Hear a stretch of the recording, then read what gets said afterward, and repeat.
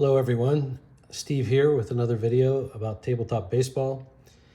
Today's topic is specifically about using baseball cards to play a baseball simulation game.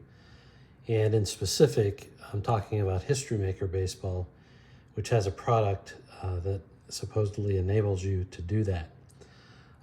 Maybe as a little background, when I was in my late teens, I was developing my own baseball sims, including one that is a lot like Strat-O-Matic, to be honest, and another one that just uses dice and some simple charts and balls and strikes. In any event, I had the thought about using baseball cards as the basis for some type of dice baseball game, but I quickly realized that was problematic. So I'm going to just show you some cards from 1972, one of the first years that I actually bought cards. And you may not be able to see this, but that's okay. This is a pitcher, Wayne Simpson for the Reds. The stats he has on his card are games, innings pitched, win, loss, winning percentage, strikeouts, walks, and ERA. Now, as we'll see, one could argue that's probably enough to be able to create some kind of a player card that that would be workable for a baseball sim. Not perfect, but reasonable. Now here we have Walt Williams from the Chicago White Sox, same year, and if you look at the back of his card, his stats are games played, at-bats, runs, hits, doubles, triples, home runs, RBIs, and batting average. And that seems like a lot, but to be honest, I think if you are going to make a good batter card for a sim, you're going to really want walks and strikeouts. And arguably for pitchers, you're also going to want hits. But, just that simple fact that all the stats weren't on the cards was somewhat problematic, I thought, in terms of trying to make a baseball game based on baseball cards. You could do it. It would be fun. It's not going to be designed for any kind of a statistically accurate replay, but you could do it. So with that as background, I'm going to talk to you a little bit about History Maker Baseball with baseball cards, but I'm going to try to keep it focused here. So I'm going to assume that you have some familiarity with History Maker Baseball. If you don't, I suggest that you check out two other videos. The links are here, but I'll put them in the description.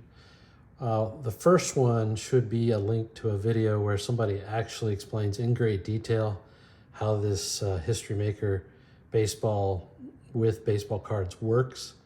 I'm just going to hit the highlights. And the second one is one that I recorded in the last month or so, where I talk about how to make your own cards with the guide that History Maker Baseball sells. In order to make this make sense for a general audience, though, I'm going to make a very brief comment on the game design and how the qualities work.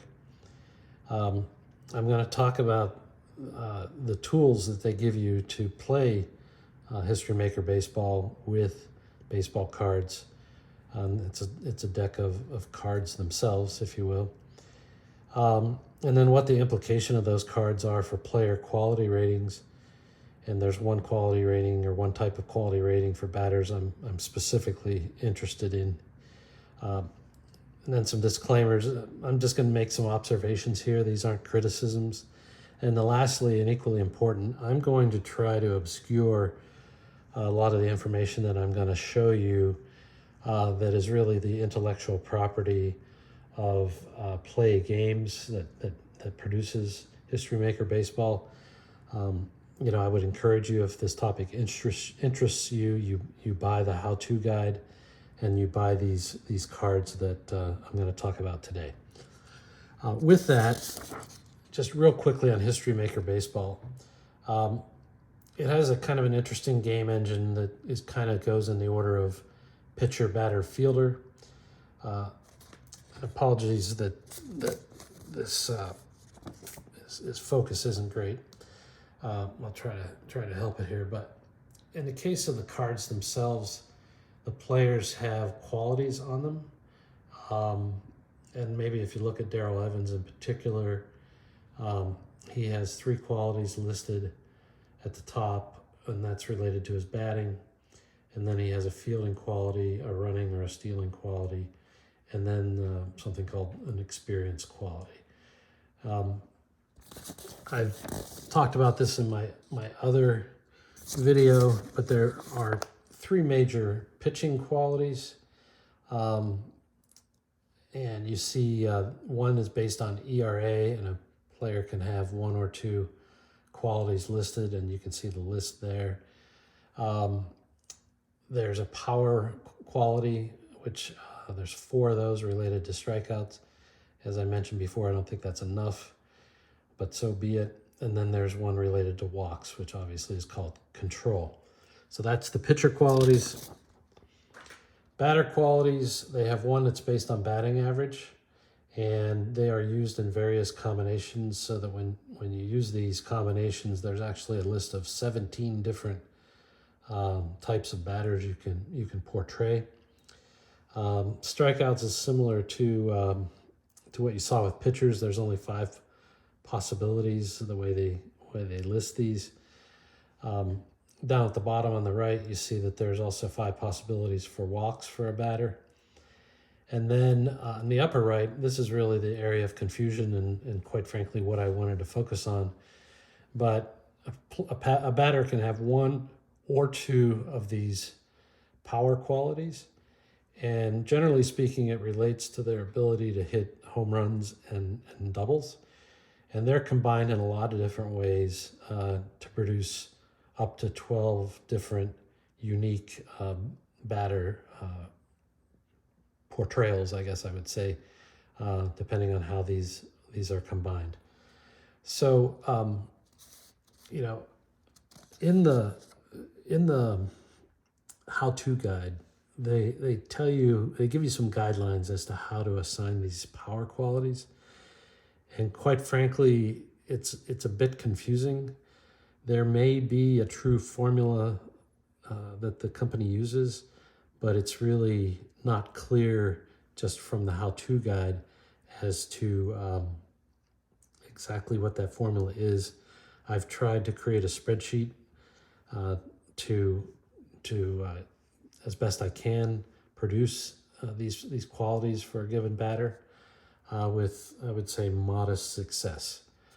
And as a result, that's actually what caused me to go ahead and buy these cards and that are related to this baseball card version of History Maker Baseball. I'll say something maybe in closing. I've used this analogy before, but I kind of view History Maker Baseball as kind of a balance of art and science.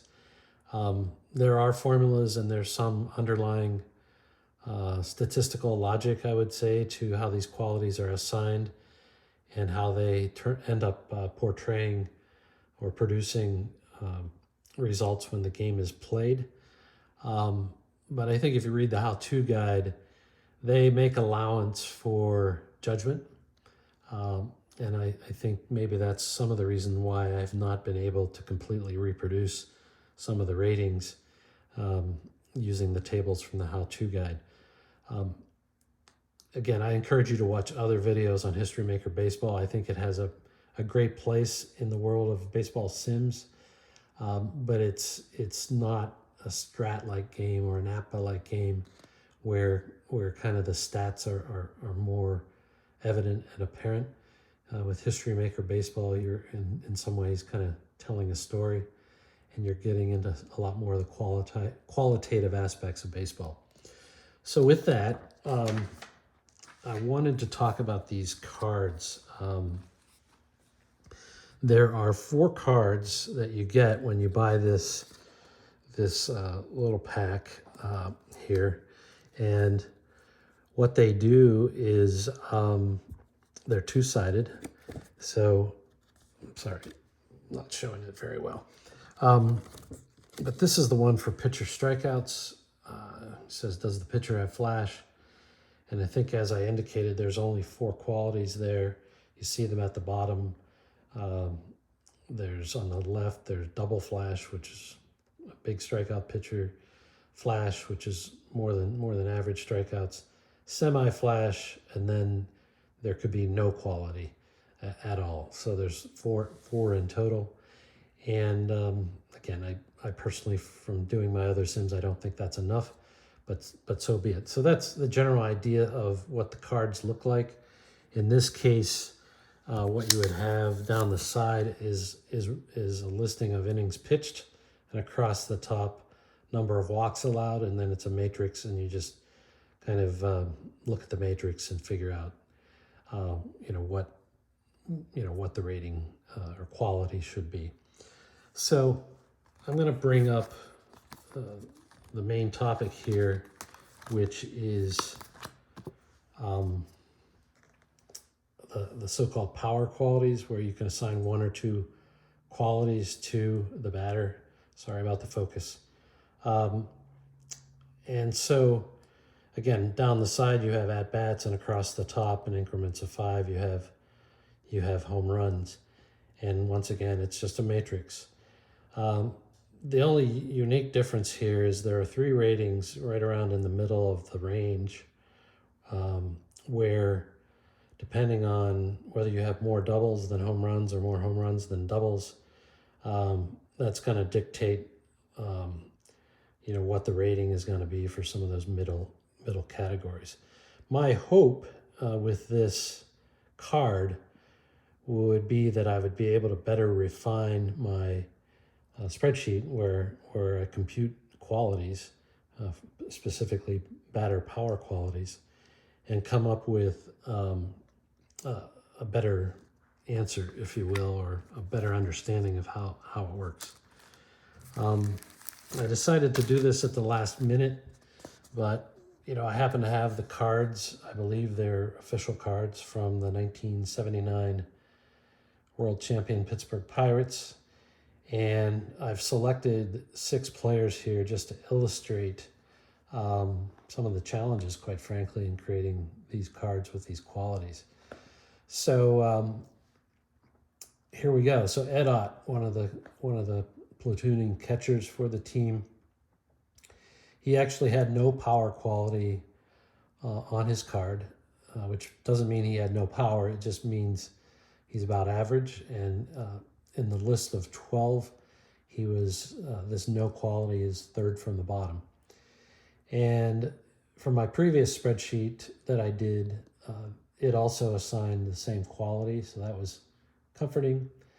But then when I automated these cards that I just showed you, assuming I did the programming right, his quality comes up as a semi-scrapper, which is 1 notch lower than what the card has him.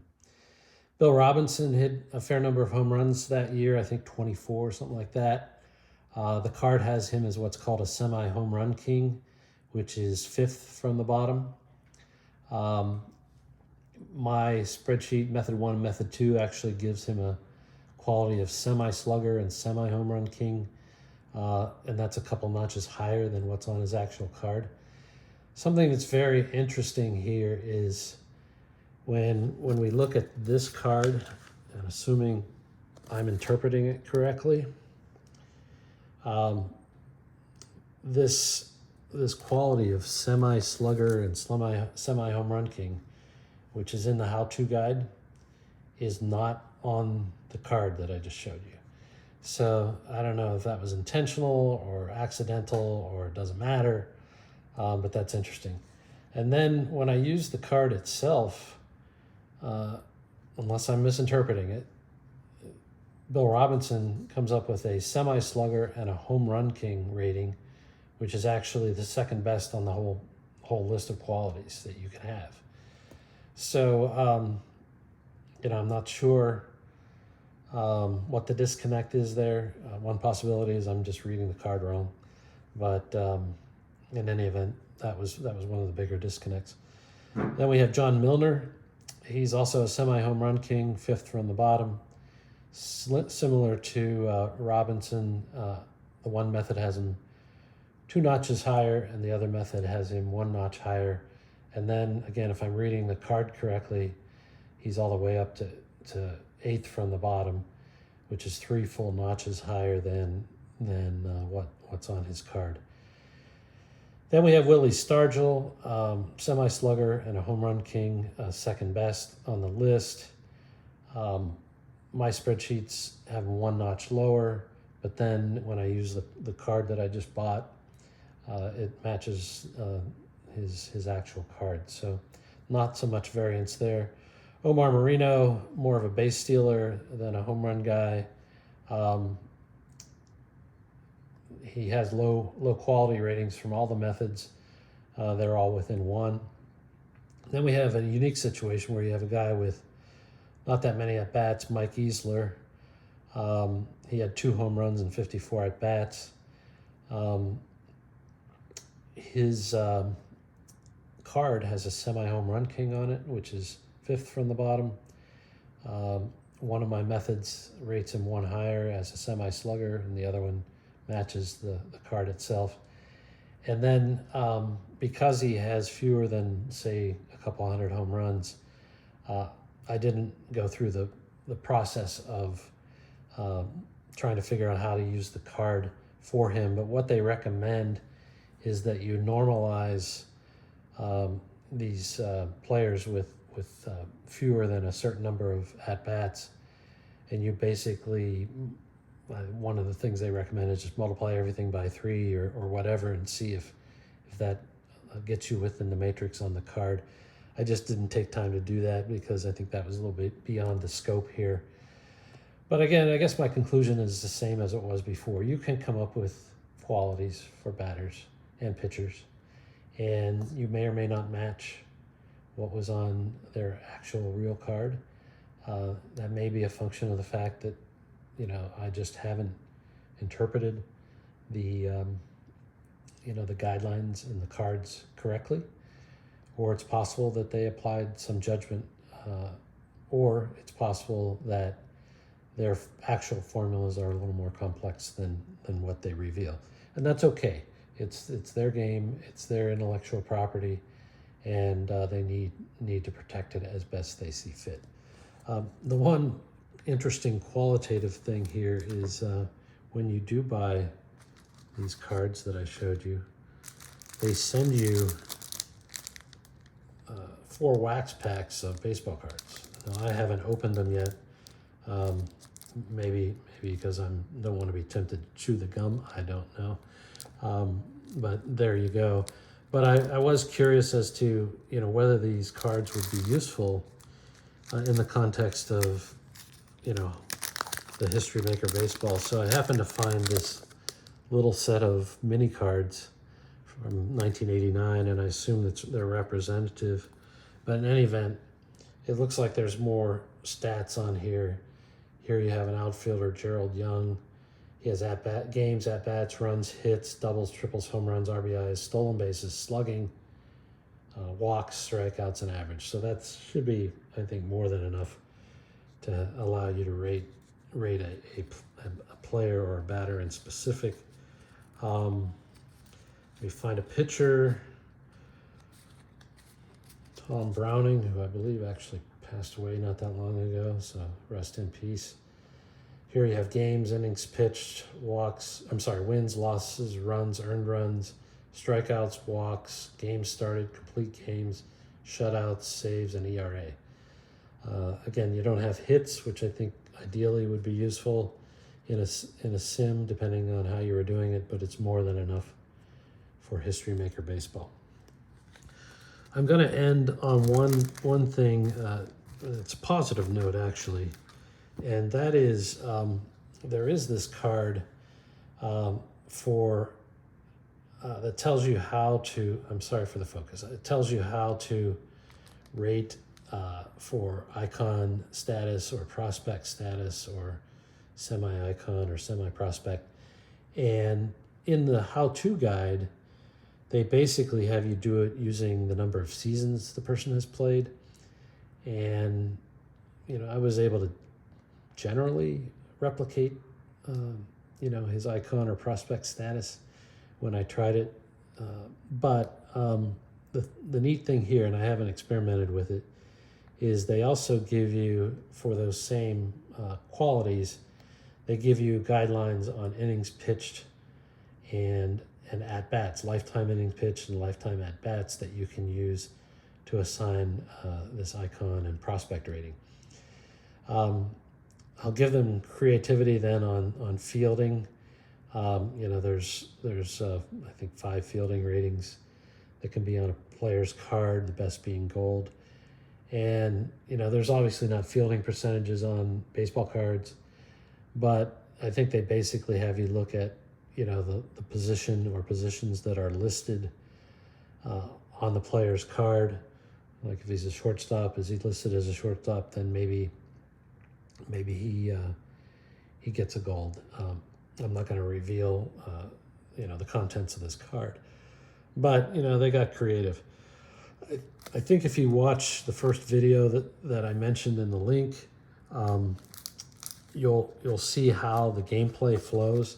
They do recommend that you actually rate the pitcher and write the ratings down first, because a lot of the a third to a half of the results get resolved on the pitcher card. But at least the person who was playing actually resolved the batter qualities and results by looking up the quality each time a player came up at bat.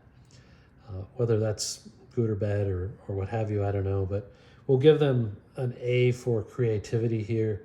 And I think there is a niche of players who would like this approach. And so again, all these things I've said are observations, not criticisms. I've gone much longer than I had hoped to. Comments are always welcome. Like and subscribe if you want. That's really not why I'm here. I'm just here to inform and create discussion. So thanks for listening. Take care. Bye.